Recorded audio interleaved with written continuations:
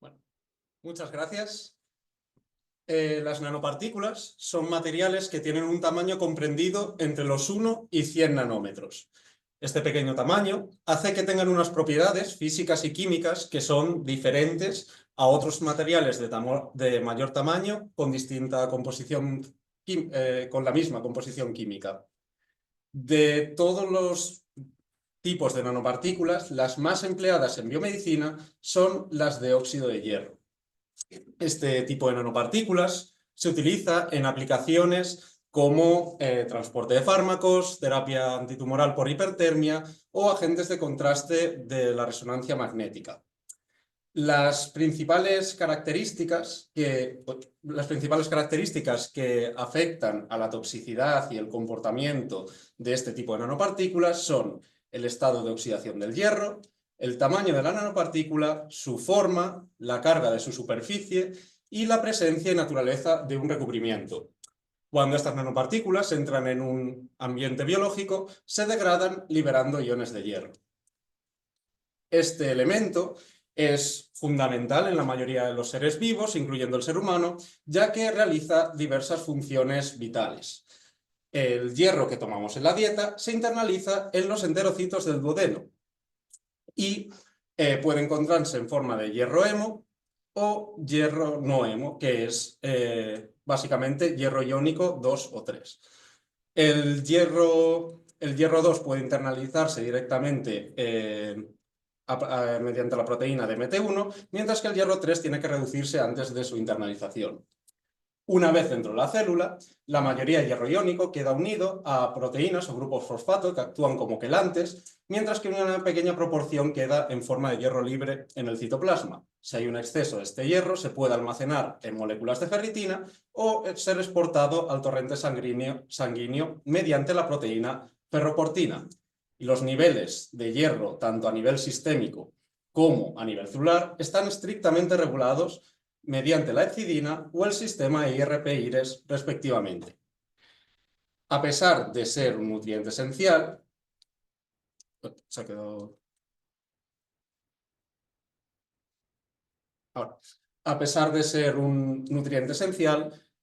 niveles altos de hierro en el organismo tienen efectos tóxicos, ya que estos actúan como catalizadores para la formación de especies reactivas de oxígeno, o ROS. Estas moléculas, y sobre todo el radical hidroxilo, son muy reactivas y son capaces de interactuar y oxidar distintas macromoléculas como los lípidos, las proteínas o los ácidos nucleicos.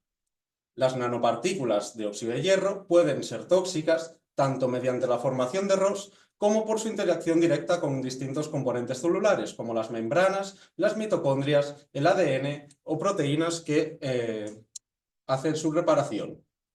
A pesar de que el exceso del hierro sea tóxico para la célula, su deficiencia también está asociada a diversas patologías. Esta deficiencia es la causa más común de la anemia, puede ser asintomática o generar síntomas un poco específicos, y sus tratamientos están basados en rellenar los depósitos de hierro en el organismo. Estos tratamientos pueden ser orales, que están basados en sales de hierro, y aunque sean más baratos, tienen problemas asociados a la generación de estrés oxidativo en el lumen intestinal. Por otra parte, los tratamientos intravenosos están basados en nanopartículas de óxido de hierro con distintos recubrimientos de carbohidratos. Y a pesar de estar considerados más eficaces y seguros que los tratamientos orales, estos pueden ser más difíciles de aplicar. Por tanto, se ha planteado el uso de nanopartículas de óxido de hierro como tratamiento oral para la deficiencia de hierro, aprovechando así las ventajas de ambos tipos de tratamiento. Recientemente, en nuestro grupo de investigación, se está trabajando con nanopartículas que son ultrapequeñas y no magnéticas de óxido de hierro 3. Estas nanopartículas están formadas por un núcleo de ferrihidrita que tiene una estructura similar a la ferritina biológica y está recubierta por los ácidos adípico y tartárico para reducir su agregación y aumentar su biocompatibilidad. En estudios previos, in vivo e in vitro, se ha mostrado que estas nanopartículas tienen una alta estabilidad en el organismo, que entran a las células mediante endocitosis y que una vez en los lisosomas liberan el hierro iónico de forma lenta y controlada. Aquí en esta imagen podemos observar estas nanopartículas en enterocitos de ratas que fueron tratadas. Todas estas características hacen que estas nanopartículas sean muy buenas candidatas para poder aplicarse como tratamiento oral para la deficiencia de hierro. Bien, sin embargo, para garantizar su seguridad, ha de comprobar que no sean tóxicas y específicamente también que no causen daños en los genomas. Esto se puede comprobar mediante ensayos de genotoxicidad. 3 de los que son más empleados para evaluar la genotoxicidad de nanomateriales son el ensayo del Cometa, el ensayo de micronúcleos y el ensayo SMART. Los 2 primeros pueden realizarse tanto in vitro como en vivo, mientras que el ensayo SMART es in vivo. Brevemente, el ensayo del Cometa detecta roturas en la cadena de ADN y si se realiza en condiciones alcalinas, sitios abásicos. En este ensayo, las células que están embebidas en un gel de agarosa se lisan y los nucleoides que quedan se someten a una electroforesis de forma que si hay fragmentos de ADN, estos se visualizan en forma como de una cola de un cometa. Sin embargo, este ensayo solamente detecta daño que se puede reparar y tiene que ser complementado con otros ensayos que detecten daño fijado. Por ejemplo, el ensayo de micronúcleos. Este ensayo puede detectar estructuras de cromatina, como micronúcleos, puentes nucleoplásmicos y yemas nucleares, en células binucleadas generadas por la adición de citocalasina B, que se utiliza para diferenciar las células que han sufrido una división nuclear. Además, este ensayo permite la detección de células apoptóticas y necróticas. Por otra parte, el ensayo SMART detecta la inducción de mutación y recombinación en células somáticas. Para este ensayo se emplea el organismo Drosophila melanogaster, lo que tiene las ventajas asociadas a que evita los problemas éticos que tienen lugar cuando se emplean mamíferos como animales de experimentación. Bien, con toda esta información, el objetivo general de este trabajo es analizar la posible toxicidad y genotoxicidad de estas nanopartículas, tanto in vitro como in vivo, para garantizar su seguridad en esta aplicación biomédica. Este objetivo general se divide en los siguientes objetivos parciales. Por una parte, el análisis in vitro de la citotoxicidad y genotoxicidad de estas nanopartículas utilizando cultivos de distintas líneas celulares humanas.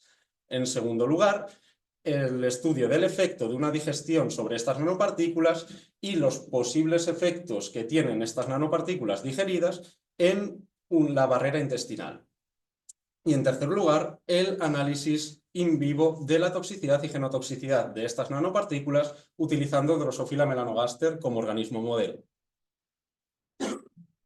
Bien, para realizar estos experimentos se sintetizaron las nanopartículas siguiendo este protocolo que aparece en esta parte de la diapositiva. Y en este capítulo, en este objetivo se miró por una parte mediante técnicas de microscopía y de espectrometría, la internalización de las nanopartículas en las células. Y por otra parte, el efecto que estas tienen tanto en la viabilidad, proliferación, inducción de ROS y genotoxicidad. Para estos experimentos se utilizaron 4 líneas celulares, 3 de ellas, A2780, CACO2 y GEPG2, derivan de tumores de distintos órganos, mientras que la otra, GM04312, deriva de fibroblastos de un paciente con Xeroderma pigmentosum. Y esto quiere decir que no tienen un sistema de reparación del ADN por escisión de nucleótidos funcional. La primera técnica de microscopía que se empleó fue la tinción con azul de Prusia de Pels. Esta técnica tiñe de azul los iones de hierro 3. Y se puede observar que en las células tratadas hay gránulos azules que corresponden con las nanopartículas y no están presentes en los controles negativos sin tratar. Por otra parte, la segunda técnica de microscopía fue el TEM y en las células tratadas se observan gránulos electrodensos que corresponden con las nanopartículas que se internalizan en las células. Y esto confirma resultados que ya se obtuvieron en otras líneas celulares. En los experimentos que se utilizó la espectrometría de masas, se emplearon lisados celulares y se midió el hierro total mediante ICP masas y las distintas especies por cromatografía HPLC acoplada a un sistema ICP masas. En los resultados de la cuantificación de hierro total se puede observar que las células tratadas, que son las barras marrones, tienen una concentración de hierro muy superior a las células que no se trataron, que son las barras verdes. Y por otra parte, si se observan los cromatogramas, podemos ver que las células tratadas, que es la línea azul, tienen una concentración, un pico, aumenta el pico, que tiene un tiempo de retención igual que la de las nanopartículas. Y esto indica que las nanopartículas, una vez en el interior celular, mantienen su estructura, por lo que liberan el hierro iónico de forma lenta y controlada.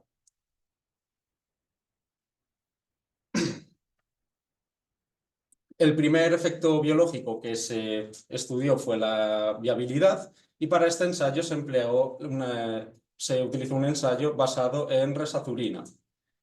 Podemos observar en los resultados que a pesar de que hay un descenso en la viabilidad que es proporcional a la concentración de los tratamientos, este descenso no alcanza a estar por debajo del 80% de viabilidad y por lo tanto no se considera biológicamente relevante.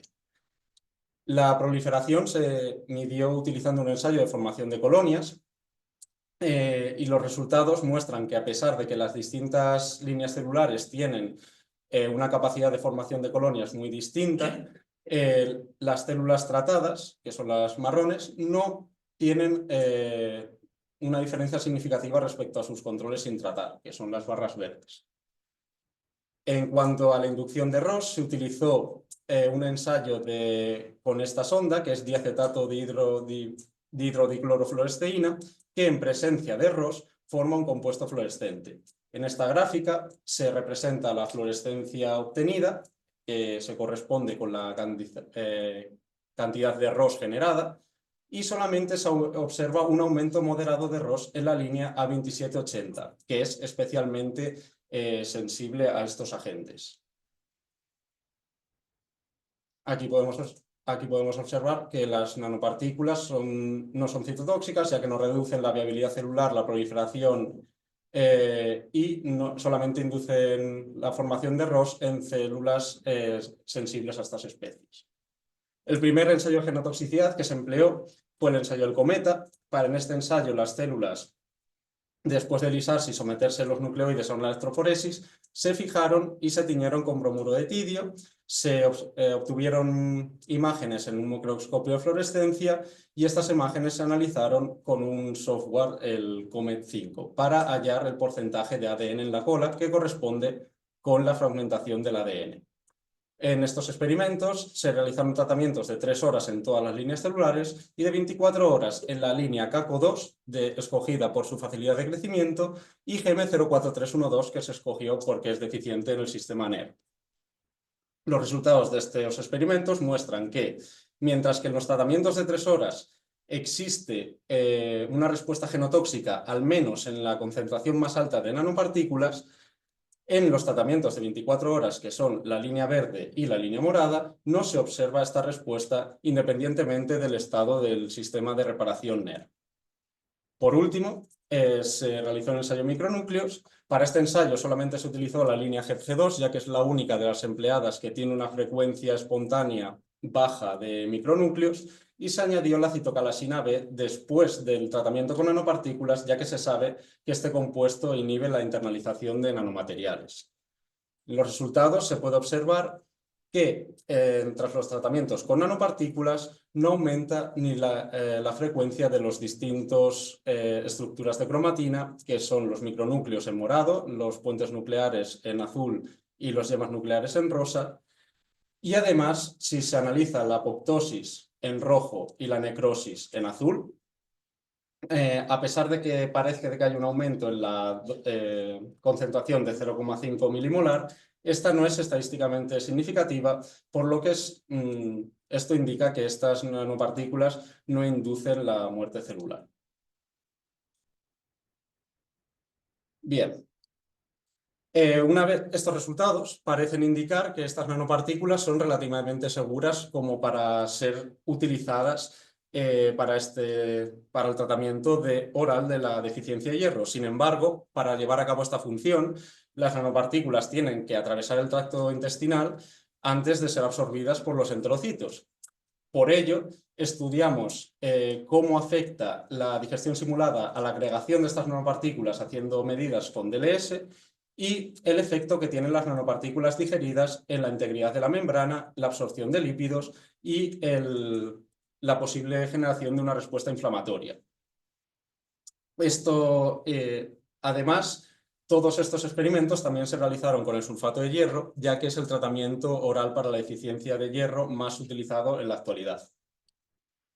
Bien, las soluciones digestivas se prepararon como se indica en la diapositiva y los distintos compuestos de hierro pasaron por la digestión simulada, primero incubándose durante 15 minutos en saliva y después durante 6 horas en fluido gástrico. Y finalmente se neutralizó el pH de la solución. Tras cada paso de la incubación se recogió una alicuota de las nanopartículas digeridas para analizarse mediante DLS. En estos resultados se representa mediante una línea de color distinto en cada experimento y podemos observar que hay una agregación muy significativa cuando las nanopartículas se encuentran en el fluido gástrico pH ácido, ya que pasan de tener un tamaño menor a 10 nanómetros a mayor de 1000, pero cuando se neutraliza el pH de esta solución, el tamaño de las nanopartículas vuelve a ser similar al que tenían antes de la digestión, lo que indica que el pH es un factor determinante para la agregación de estas nanopartículas. Para realizar los experimentos en el cocultivo, en primer lugar, se aislaron los compuestos de hierro para evitar que otros compuestos presentes en las soluciones digestivas pudieran alterar los resultados de estos experimentos y se separaron la fracción nanoparticulada y soluble del hierro de las nanopartículas digeridas para ver sus efectos por separado. El cocultivo se formó siguiendo el proceso que aparece en la diapositiva. Se dejó durante 21 días para permitir la formación de una capa mucosa y la completa diferenciación de todos los tipos celulares. Y después de este tiempo se aplicaron tratamientos de 16 horas con los distintos compuestos de hierro. Bien, la integridad de la membrana se evaluó midiendo la resistencia que ésta ofrecía al paso de la electricidad, que se conoce como TER.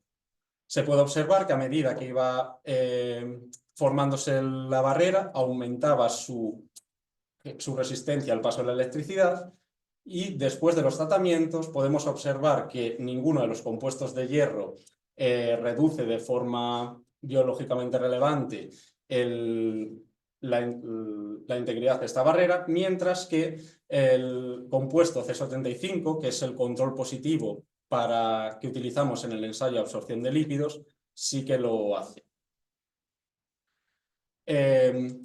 Este ensayo de absorción de lípidos lo realizamos empleando una sonda que se llama BodyPy, que es una sonda fluorescente con una estructura que es análoga a la de un ácido graso.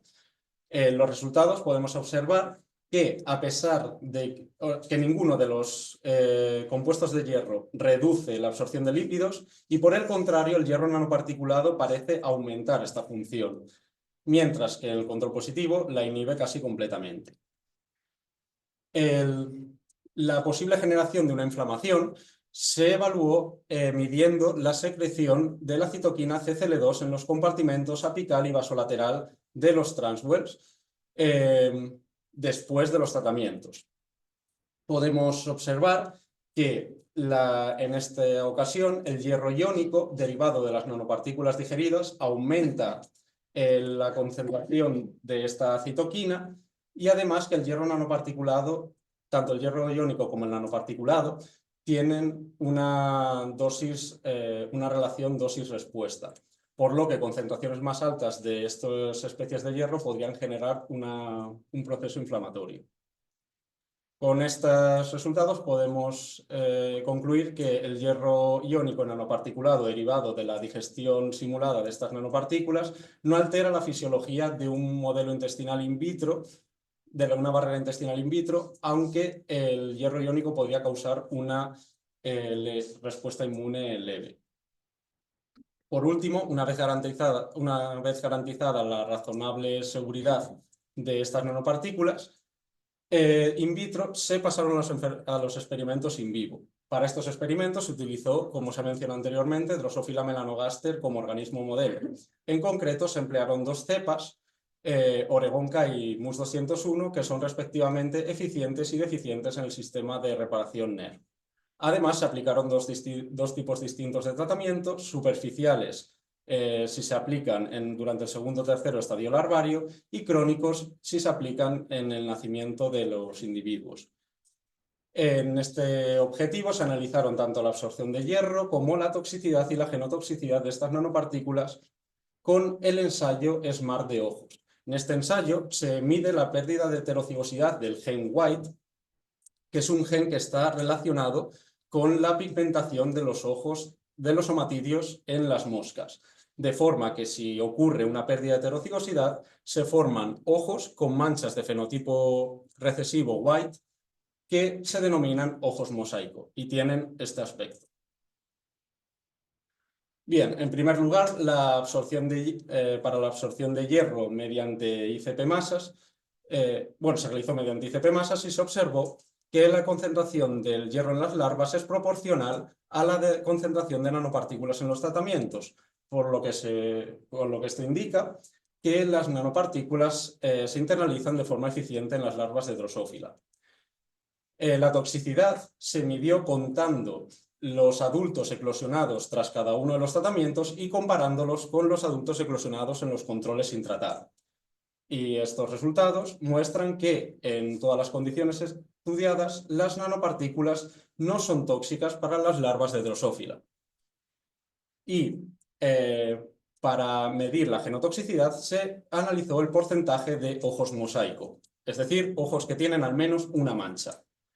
Se puede observar que en individuos Oregon K que son eficientes para el sistema NER, en los tratamientos superficiales se observa una respuesta genotóxica tras los tratamientos con las concentraciones más altas de las nanopartículas, además de que esta frecuencia de ojos mosaicos aumenta con la concentración de los tratamientos tanto en hembras como en machos.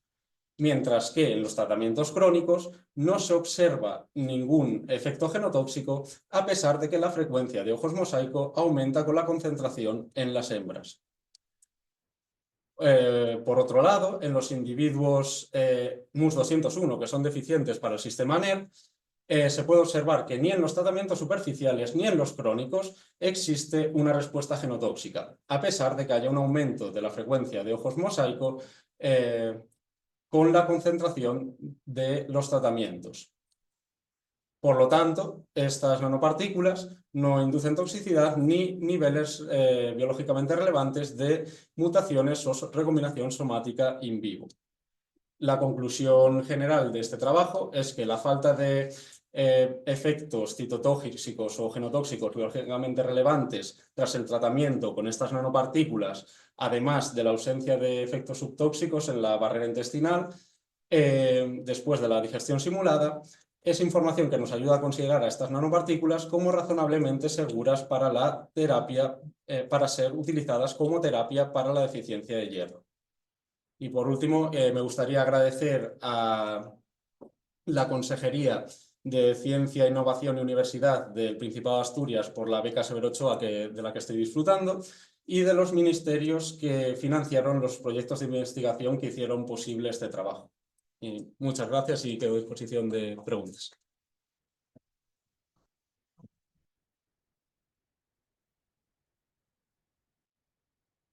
Como falta un poco de tiempo para preguntas,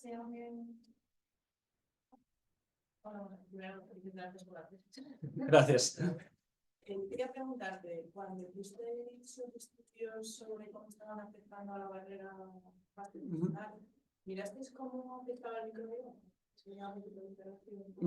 No llegamos a hacer... Bueno, también tengo que destacar que ese capítulo lo hice durante una estancia breve internacional en Suiza y estuve ahí 3 meses y todo lo que, todo lo que me dio tiempo a hacer fue con una barrera intestinal estéril, se podría decir que solo había células humanas. Así que sería interesante, sería una cosa interesante para hacer, pero de momento no tenemos esa información.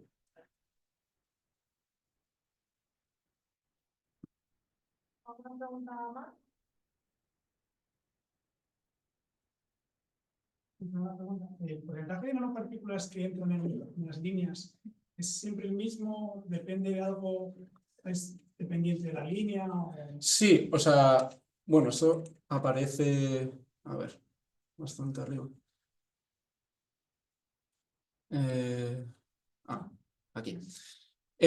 Aquí se puede ver que, bueno, todas las líneas, las que no son tratadas, tienen unos niveles parecidos de hierro y las que son tratadas, por ejemplo, ves la 2780 tiene unos niveles muy superiores al de otras líneas como puede ser la CACO2 o el resto de líneas. Y esto sí que, en este caso, las nanopartículas se internalizan de forma muy distinta en cada línea celular, sobre todo porque su internalización depende de la endocitosis y esta capacidad endocítica es muy distinta dependiendo del tipo celular que sea. Así que sí, podemos encontrar niveles distintos. Luego, la liberación del hierro, porque las nanopartículas, ¿cómo lo medís? Sí. ¿O cómo podéis controlar eso? ¿Cómo eso podemos hacer? Sí, para observar la liberación del hierro, sobre todo nos basamos en el método este de la cromatografía HPLC acoplado a ICP masas. En bueno, no sé si estás familiarizado con los espectros. Pues básicamente este eje, que es el tiempo de retención, se denomina, corresponde al tamaño de las especies que te puedes encontrar en la muestra. Cuanto mayor es el tiempo de retención, creo que menor es el tamaño de la partícula. Entonces, nosotros observamos que tras un tratamiento de un tiempo determinado, nos encontramos pues, con este pico, que con este tiempo de retención, al ser igual que el de las nanopartículas, pues serían las nanopartículas intactas. En cambio, este de aquí seguramente ya se corresponde con el hierro iónico, ya que es un tamaño, un pico que está un tiempo mayor, por lo tanto de un tamaño menor. Sí. Sí. Respecto a esto, ese porcentaje de lo que te queda todavía unido a la nanopartícula y lo que te queda liberado es diferente. O sea, ¿qué estás midiendo en la gráfica de la izquierda? ¿Que está liberado o todo? Esto, en el otro. Sí. Esto es hierro total. O sea, simplemente mide todas las especies que haya de hierro, tanto nanopartícula, hierro iónico, hierro que esté unido a otras moléculas. Claro, o sea, esto es comparando células tratadas y sin tratar, asumimos que toda la ganancia que tienen de hierro, toda la diferencia, se debe al tratamiento. Con las nanopartículas, todo. O sea, y luego... Sí. Y si haces el análisis este de la derecha, sí. ¿Es la misma proporción la que se libera en las CACO, en las... Esto no tenemos aquí el resto, o sea, lo tenemos publicado, pero no tenemos aquí, no tengo en esta presentación los otros de otras líneas celulares, pero es similar, pero no idéntico entre las distintas líneas celulares. Pero es similar. En todos los casos sí que se observa que el pico más alto es el de que todavía están las nanopartículas en su forma original.